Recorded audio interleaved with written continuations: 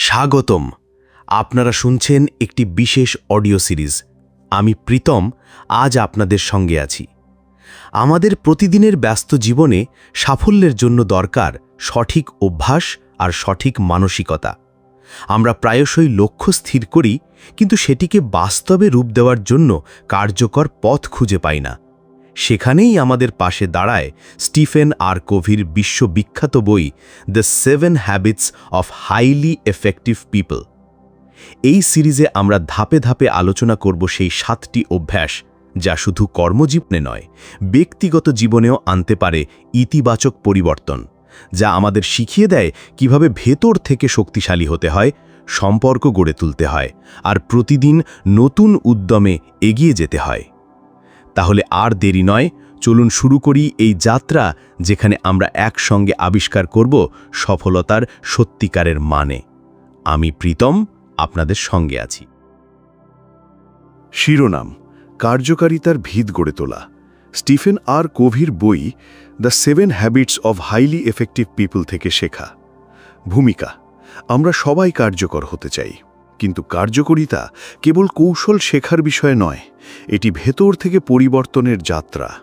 আমাদের দৃষ্টিভঙ্গি, নীতি এবং অভ্যাস, এই তিনটি মিলেই জীবন গড়ে ওঠে। তাই সত্যিকারের পরিবর্তন শুরু হয় নিজের দৃষ্টিভঙ্গি বদলানোর মাধ্যমে। প্যারাডাইম: আমরা পৃথিবীকে যেমন আছে ঠিক তেমন দেখি না, দেখি আমাদের দৃষ্টিভঙ্গির চশমা পড়ে। একই ঘটনাকে কেউ সংকট ভাবে, আবার কেউ সুযোগ হিসেবে দেখেন। সুতরাং পরিবর্তনের প্রথম ধাপ হল দৃষ্টিভঙ্গির পরিবর্তন। প্রিন্সিপল: সর্বজনীন নীতি। সততা, ন্যায়বোধ, দায়বদ্ধতা এগুলো সময়ের সঙ্গে বদলায় না। কার্যকর মানুষ তাদের জীবনকে এই নীতির উপর দাঁড় করান। অভ্যাস: ছোট কাজ, বড় প্রভাব। অভ্যাস কেবলের মতো, প্রতিদিন এক একটি সুতা জোড়া লাগে আর একসময় তা মজবুত হয়ে যায়। সঠিক ছোট ছোট অভ্যাসই বড় পরিবর্তন আনে। অভ্যাস 1: প্রোঅ্যাক্টিভ হওয়া। এর অর্থ নিজের জীবন ও সিদ্ধান্তের দায়ভার নিজের হাতে নেওয়া। প্রোঅ্যাক্টিভ বনাম রিঅ্যাক্টিভ। প্রোঅ্যাক্টিভ মানুষ ভবিষ্যৎ তৈরি করতে এগিয়ে যায়, পরিস্থিতিকে প্রভাবিত করে। রিঅ্যাক্টিভ মানুষ বাইরের ঘটনার প্রতি শুধু প্রতিক্রিয়া দেখায় এবং দায় চাপায়। Circle of concern versus circle of influence. আমাদের জীবনে দুটি বৃত্ত আছে। প্রথমটি সার্কেল অফ কনসার্ন, যেখানে এমন সব বিষয় থাকে যা আমাদের নিয়ন্ত্রণে নেই, যেমন আবহাওয়া, অর্থনীতি বা বিশ্ব রাজনীতি। দ্বিতীয়টি সার্কেল অফ ইনফ্লুয়েন্স, যেখানে থাকে আমাদের নিয়ন্ত্রণযোগ্য বিষয়, যেমন মনোভাব, পরিশ্রম, সিদ্ধান্ত, সময় ব্যবহারের ধরন। কার্যকর মানুষ ইনফ্লুয়েন্সের বৃত্তে মনোযোগ দেন, কারণ সেখানেই পরিবর্তন সম্ভব।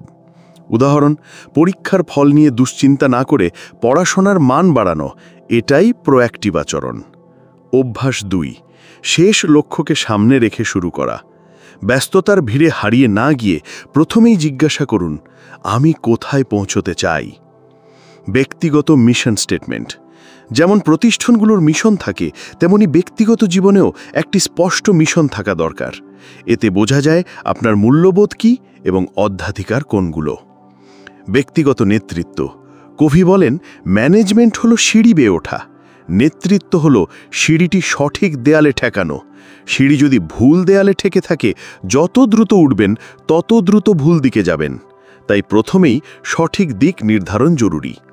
উদাহরণ: কেরিয়ারে সফল পেলেও যদি পরিবার আপনার আসল অগ্রাধিকার হয়, তাহলে তাদের জন্য সময় রাখা, এটাই সঠিক দেয়ালে সিঁড়ি ঠেকানো। কার্যকারিতার ভিত: প্রথম 2 অভ্যাস, প্রোঅ্যাক্টিভ হওয়া এবং শেষ লক্ষ্যকে সামনে রাখা, গড়ে তোলে ব্যক্তিগত জয় বা প্রাইভেট ভিক্টরি। যখন আপনি নিজের দায়িত্ব নেন এবং উদ্দেশ্য স্পষ্ট করেন, তখনই ভিত মজবুত হয়। উপসংহার: কার্যকর মানুষ পরিস্থিতির দোষ দেন না, তারা যা নিয়ন্ত্রণ করতে পারেন সেখানেই শক্তি দেন। তারা শুধু আজ নয়, ভবিষ্যৎকেও মাথায় রেখে সিদ্ধান্ত নেন। কার্যকারিতা কোনো এককালীন কৌশল নয়, এটি অভ্যাসের জীবনধারা। পরবর্তী পর্বে আসছে সময় ও অগ্রাধিকার ব্যবস্থাপনা, অর্থাৎ অভ্যাস 3। শিরোনাম: ব্যক্তিগত ব্যবস্থাপনা আয়ত্ত করা। স্টিফেন আর কোভির বই the 7 habits of highly effective people থেকে শেখা। ভূমিকা: প্রথম ভাগে আমরা কার্যকারিতার ভিত দেখেছি। এখন আসি অভ্যাস ৩, প্রথমে গুরুত্বপূর্ণ কাজগুলো করা। এইটি হল ব্যক্তিগত ব্যবস্থাপনার আসল পাঠ। 4টি চতুর্ভুজ। প্রথম, জরুরি এবং গুরুত্বপূর্ণ, যেমন সংকট বা ডেডলাইন। দ্বিতীয়, গুরুত্বপূর্ণ কিন্তু জরুরি নয়, যেমন পরিকল্পনা, ব্যায়াম, শেখা, সম্পর্ক গড়া। তৃতীয়, জরুরি কিন্তু গুরুত্বপূর্ণ নয়, যেমন হঠাৎ ফোন কল, অপ্রয়োজনীয় মিটিং। চতুর্থ, না জরুরি না গুরুত্বপূর্ণ, যেমন অতিরিক্ত টিভি দেখা বা অবিরাম সোশ্যাল মিডিয়া স্ক্রল। কভি বলেন, কার্যকর মানুষরা সময়ের বড় অংশ ব্যয় করেন দ্বিতীয় চতুর্ভুজে। উদাহরণ, ব্যায়াম না করলে তাৎক্ষণিক সমস্যা দেখা দেয় না, কিন্তু উপেক্ষা করলে পরে তা সংকটে পরিণত হয়। হ্যাঁ এবং না বলার শিল্প। কম গুরুত্বপূর্ণ কাজে না বলতে শিখতে হবে, কারণ প্রতিটি না মানে আরও বেশি গুরুত্বপূর্ণ কিছুতে হ্যাঁ বলা। Stewardship delegation. কার্যকর মানুষরা কাজ ভাগ করেন, তবে মাইক্রো ম্যানেজ করেন না। তারা ফলাফল স্পষ্ট করে দেন, দায়িত্ব দেন এবং প্রয়োজনীয় সহযোগিতা দেন। এতে অন্যরা স্বাধীনভাবে সৃজনশীলভাবে কাজ করতে পারে। উদাহরণ, শুধু ধাপে ধাপে নির্দেশ দিয়ে নয়, বরং লক্ষ্য কি তা বোঝানো হলে কর্মী বেশি কার্যকর হয়। P/PC balance. পি মানে প্রোডাকশন বা ফলাফল, পিসি মানে প্রোডাকশন ক্যাপাবিলিটি বা ফলাফল তৈরি করার ক্ষমতা। শুধু কাজ নয়, কাজ করার শক্তি ও সামর্থ্যও বজায় রাখতে হবে। উদাহরণ, প্রতিদিন 12 ঘন্টা কাজ করলে ফল আসতে পারে, কিন্তু স্বাস্থ্য ও সম্পর্ক ক্ষতিগ্রস্ত হলে উৎপাদনশীলতা দ্রুত কমে যাবে। উপসংহার, অভ্যাস 3 শেখায় কার্যকর মানে ব্যস্ত থাকা নয়। এইটি মানে হলো আসল গুরুত্বপূর্ণ কাজে প্রাধান্য দেওয়া, কাজ ভাগ করা এবং নিজের সামর্থ্য বজায় রাখাও সমান জরুরি। প্রথম 3টি অভ্যাস মিলেই আমাদের দেয় ব্যক্তিগত জয়, অর্থাৎ প্রাইভেট ভিক্টরি। এরপর আমরা এগোবো অন্যদের সঙ্গে সম্পর্ক গড়ে তোলা বা পাবলিক ভিক্টরির দিকে। শিরোনাম: শক্তিশালী সম্পর্ক গড়ে তোলা। স্টিফেন আর কোভির বই the 7 habits of highly effective people থেকে শিক্ষা। প্রথম 3টে অভ্যাস আমাদের দিয়েছে ব্যক্তিগত জয়, অর্থাৎ প্রাইভেট ভিক্টরি। এবার আসি সম্পর্ক গড়ার দিকে, পাবলিক ভিক্টরি। এখানে 3টে অভ্যাস আমাদের পথ দেখায়। উভয়ের জেতার মানসিকতা, আগে বুঝতে চেষ্টা, তারপর বোঝাতে চেষ্টা এবং সমন্বয়। অভ্যাস 4, উভয়ের জেতার মানসিকতা। আমরা প্রায়ই ভাবি, যদি তুমি পাও আমি হারাবো। এটি হলো স্বল্পতার মানসিকতা। কবি বলেন, কার্যকর মানুষদের থাকতে হবে প্রাচুর্যের মানসিকতা। কেন উইন উইন? এটি আস্থা গড়ে তোলে, সম্পর্ক দীর্ঘস্থায়ী করে এবং উভয় পক্ষকেই লাভবান করে। উদাহরণ, ব্যবসায় উভয় পক্ষ যদি নিজেদের লাভ ছাড়াও একে অপরের স্বার্থ দেখে, তাহলে সম্পর্ক স্থায়ী হয় এবং সাফল্য আসে। অভ্যাস 5, আগে বুঝতে চেষ্টা, তারপর বোঝাতে চেষ্টা। আমরা অনেক সময় শুনি কিন্তু বুঝি না। কবি বলেন, কার্যকর যোগাযোগের মূল হল সহানুভূতিশীল শ্রবণ। এটি মানে হল কেবল কান দিয়ে নয়, মন দিয়ে শোনা, অন্যের অনুভূতি ও অভিজ্ঞতাকে গুরুত্ব দেওয়া, নিজের অভিজ্ঞতা দিয়ে বিচার না করা। উদাহরণ, কোনো বন্ধু সমস্যায় থাকলে উপদেশ দেওয়ার আগে শুধু মনোযোগ দিয়ে শোনা, এটাই সত্যিকারের সহানুভূতিশীল শ্রবণ। অভ্যাস 6, সমন্বয় বা সিনার্জি। এটি মানে 2 ভিন্ন শক্তি ও দৃষ্টিভঙ্গি একত্র হলে ফলাফল হয় আরও বড়। এটি সহযোগিতা থেকে নতুন সম্ভাবনা তৈরি করে। উদাহরণ, একটি টিমে যদি একজন সৃজনশীল হয়, আর একজন বিশ্লেষণধর্মী, আর একজন সংগঠক, তাদের একসাথে কাজ করলে সমাধান আরও নিখুঁত হয়। উপসংহার, এই 3টে অভ্যাস আমাদের শেখায় সম্পর্ক গড়তে হলে আস্থা, সহানুভূতি এবং সহযোগিতা অপরিহার্য। উইন উইন মানসিকতা, সহানুভূতিশীল শ্রবণ এবং সিনার্জি, এগুলো একত্রে গড়ে তোলে পাবলিক ভিক্টরি। এরপর আমরা এগোব শেষ ধাপে, নিজেকে নবীনী করা, অর্থাৎ শার্পেন দি স। শিরোনাম: নিজেকে নবায়ন করা।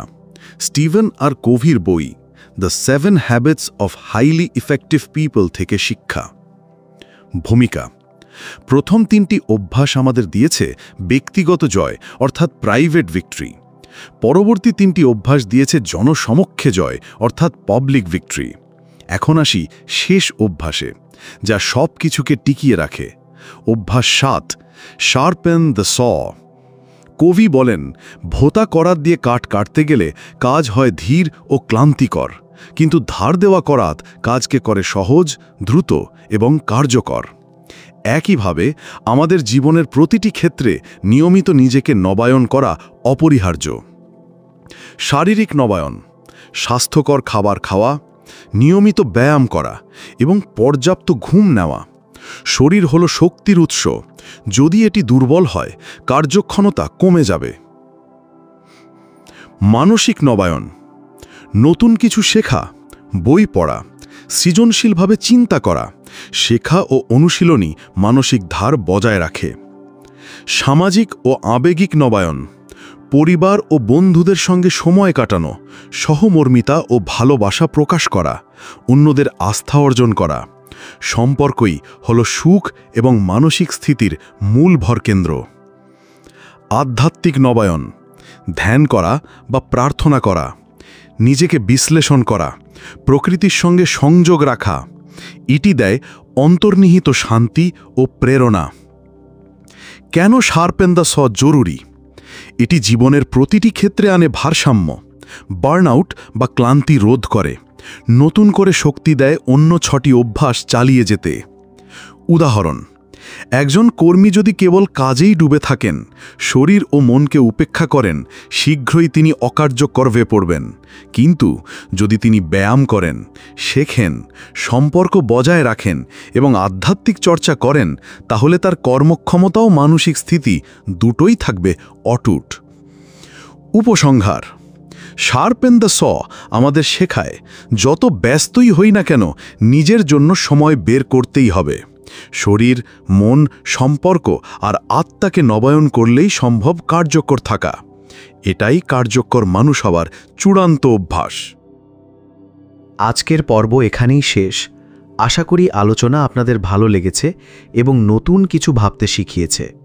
মনে রাখবেন, কার্যকর মানুষরা আলাদা কোনো জন্মগত প্রতিভা নিয়ে আসে না। তারা শুধু সঠিক অভ্যাস গড়ে তোলে এবং প্রতিদিন ছোট ছোট উন্নতির দিকে মনোযোগ দেয়। আমি প্রীতম আপনাদের সঙ্গে ছিলাম। আপনারা যদি এই যাত্রায় আমার সঙ্গে থাকেন, তবে আমরা একসঙ্গে আরও অনেক নতুন শিক্ষা আবিষ্কার করব। শোনার জন্য আন্তরিক ধন্যবাদ। পরবর্তী পর্বে আবারও দেখা হবে, নতুন আলোচনায়, নতুন অনুপ্রেরণায়। ততদিন ভালো থাকুন, শিখতে থাকুন আর এগিয়ে চলুন।